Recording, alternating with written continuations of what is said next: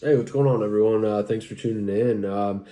Excited today to kind of do my first segment, getting away from watches and knives, talking about one of the other hobbies that I'm very passionate about, which is camping and off-roading. And I'll kind of keep the preamble to a minimum here. I just wanted to go over in this first segment why off-road trailers are the worst in 99.9% of situations. This is coming from someone, and part of this video will be me kind of posting pictures and short video clips of my experiences. But I did own for about a year an off-road trailer that I pulled behind my Jeep JL Rubicon. It was on 35s. There's a copy of a Jeep 416 trailer. Pretty nice, but it looked great on paper, but upon execution and actually moving to Northern California and getting into a lot of things, I actually ended up driving it cross country, did a bunch of camping and wheeling on the way out. I hit Moab, did some camping in Yosemite, Death Valley, you know, pretty much I was stopping all the time. A lot of places in Colorado too. I ended up camping my way out, and it was dispersed camping, and I definitely learned a lot of things. And then fast forward to me actually getting to the Bay Area where I live, doing weekend trips with the off-road trailer with a CVT rooftop tent. I learned a lot in my outlook and my gear and how I approach camping and off-roading has changed a lot. So I wanted to get into that with you. All right, and before I get into my pros and cons list, I just wanted to say I do think, in my case, I got a little bit lucky with my off-road trailer in that when I had it built out, realizing that, there's plenty of $15,000 to $30,000 options you can do that are built out with, 12-volt solar, have a kitchen, etc., etc. But I wanted to keep mine very minimalistic until I built up to what I wanted. And honestly, where, right before I sold it, all that I had added was a 50-watt solar panel on top of a Pelican case to run a Goal Zero to power the tent. I didn't have water. I had a, shower that, was just kind of a pop-up tent.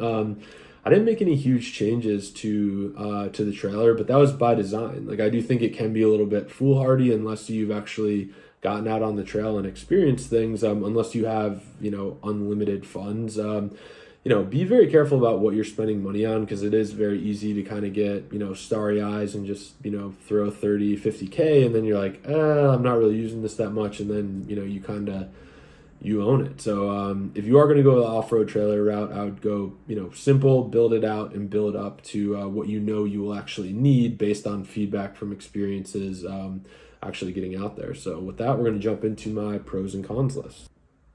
So spoiler alert when it comes to this pros and cons list, which I didn't memorize all these. I have them written here, but the pro list is a lot shorter than the con list. But first pro list is going to be, when you do have an off-road trailer, you can carry more gear. So it's essentially like if you drive a Jeep like I do, or a 4Runner, etc. It's like adding a pickup bed, like a 5-foot bed to your rig, which can be helpful if you have things that you're carrying that you don't want, in the skin of the ship, so to speak, keeping them on the outside, which can also lead to, your sustainability in the outdoors. You can go on longer trips if you have more room to carry gear. So that's one of the pros. The next pro is going to be sleeping off the ground at night. I really don't mind ground camping at all, and we'll get into that, kind of what my rig looks like now. But there is something to be said for being up high and off the ground when you sleep. Like, certainly that's where a rooftop tent. Mine was a CVT. I think it was like a 6-person. It was a fairly large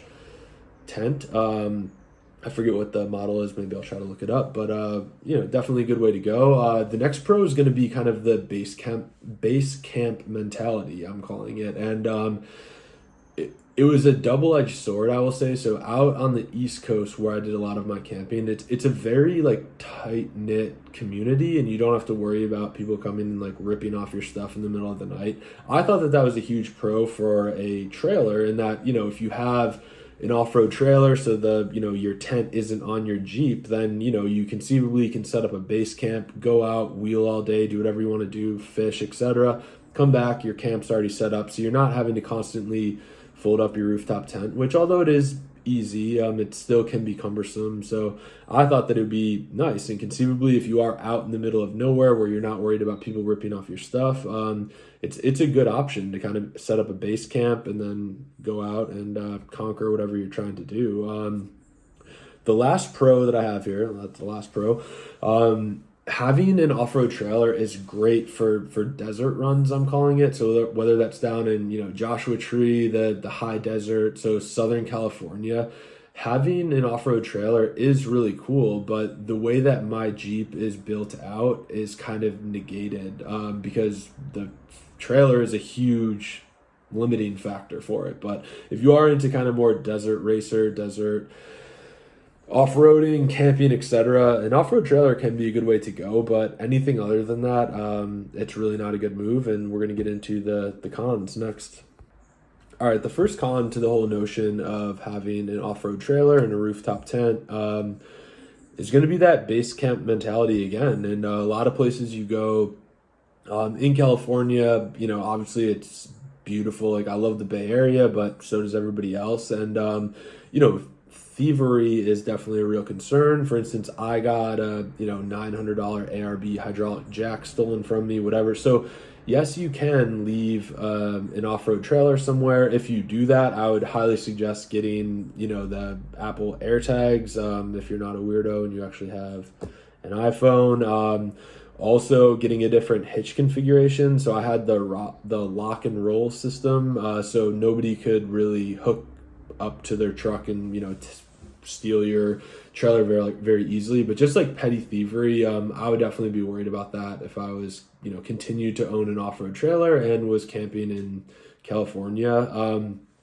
The next con that I see is what I'm calling like the whole traveling, but more so like hiking en route. So a lot of the places that my family and I would go camping, there'd be really awesome hikes to be had on the way, whether it was to the south of us or to the north of us. But when you have an off-road trailer on your vehicle, you're obviously extending the footprint. And in Northern California, at trailheads, etc., parking is at a premium. And that can be parking to, go to do a hike, or even like a road stand barbecue. These are all very specific examples, but because I've, experienced them before, where it's like, your buddy in a 4Runner or, a GX or a Tacoma, if they don't have a trailer, they can just rip into anywhere, parking lot, whatever. But when you have a off-road trailer on your vehicle, maybe it looks cool. Lots of people take pictures of it if you want to be a celebrity. But, in practice, it was a pain in the ass to find parking for two vehicles then at once. And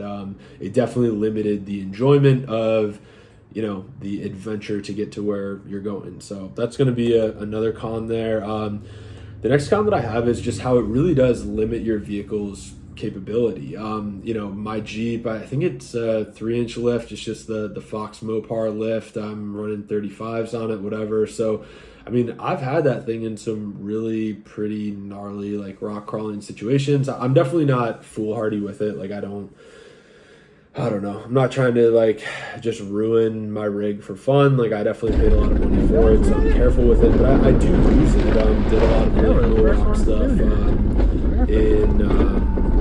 in Arizona when I went there, like the Lake Powell area, Taft Point, I believe it's called. So it is really cool, but when you slap an off-road trailer onto your rig, you are limiting its capability. And case in point, when I was driving out west, I use like Gaia GPS, and normally it's pretty reliable, but there was this one trail in Colorado that I went down, and I got 4 miles down, and then it just ended, and it was not supposed to end. And with nowhere to turn around with a trailer, because the trail was kind of more narrow, I ended up having to back out 4 miles, and that taught me a very valuable lesson and something that definitely stuck with me. So, the other example that I'll throw out there for off-road trailers is, if you get, for instance, like a Subaru Crosstrek, some dudes are like lifting them now, throwing, all-terrains on them, whatever.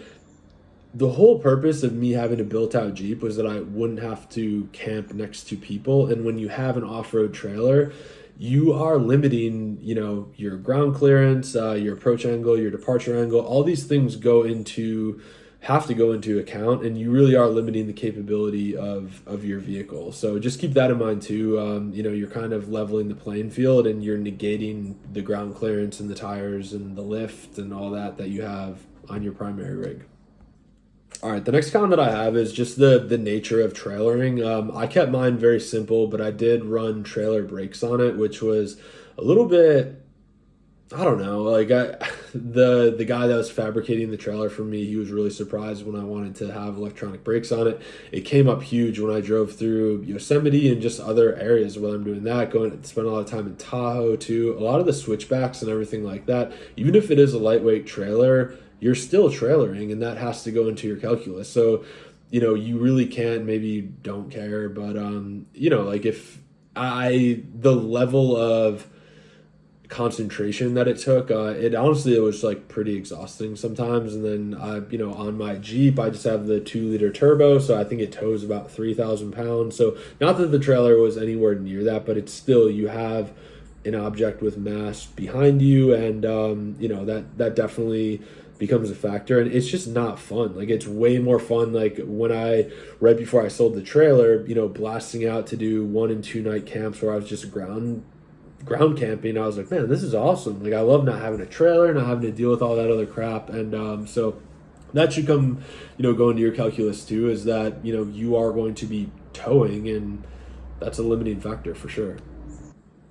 All right, the next con of an off-road trailer with a rooftop tent is just going to be the fact that you can't stand up in it. That was one of the frustrating things, whether it was like to get changed, etc.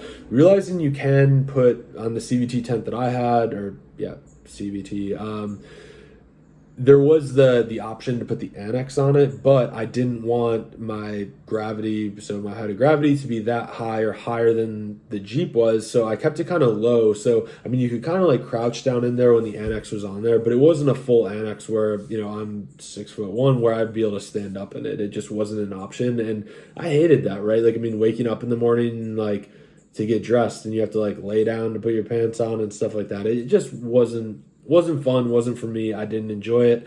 Now what I'm running, and I'll, spoiler alert here, I'm running 2 Polis tents. So a Gazelle, which is their bigger version. I think it's a T4, and then I also have an Overlandish base camp, which is insulated, and it is just so nice to be able to stand up. I literally put a queen size mattress, in there, just an air mattress, but it's really nice. That's definitely next level. And the next con that I had was when nature calls at night.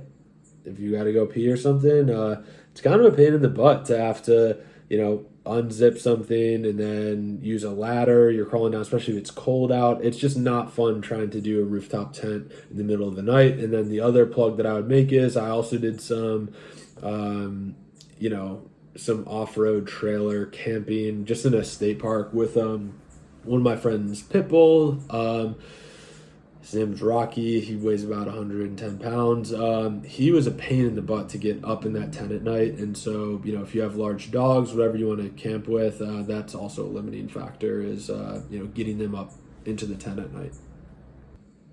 All right, and the last con that I wanted to bring up for, having an off-road trailer is just having more moving parts. I mean, like, whenever you attach a new piece of equipment that's mechanical, whether it be wheels, etc. I mean, I was always worried about, throwing a bearing in one of the wheels, or, an axle breaking. Actually, interestingly enough, I don't know if I have a picture anymore. I'll try to find it. But the guy that bought it from me, he broke the axle off-roading with it, and he ended up having to kind of jury rig a log under it to slide it on down the trail. So whenever you're adding more length and complications to your rig, you're kind of just asking for something to happen, or at the very least increasing your chances of something breaking.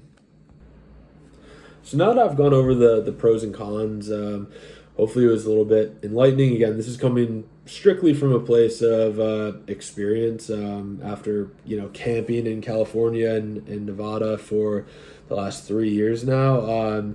where's my sweet spot? It's definitely, so I ended up getting a Gobi rack for the Jeep. Again, I think in a separate segment, I'll kind of go with like how my rig is built out currently, but Gobi rack, have American Adventure Labs. They built out the back, so a slider for a fridge, and then I have a rack attached, so made by OneUp.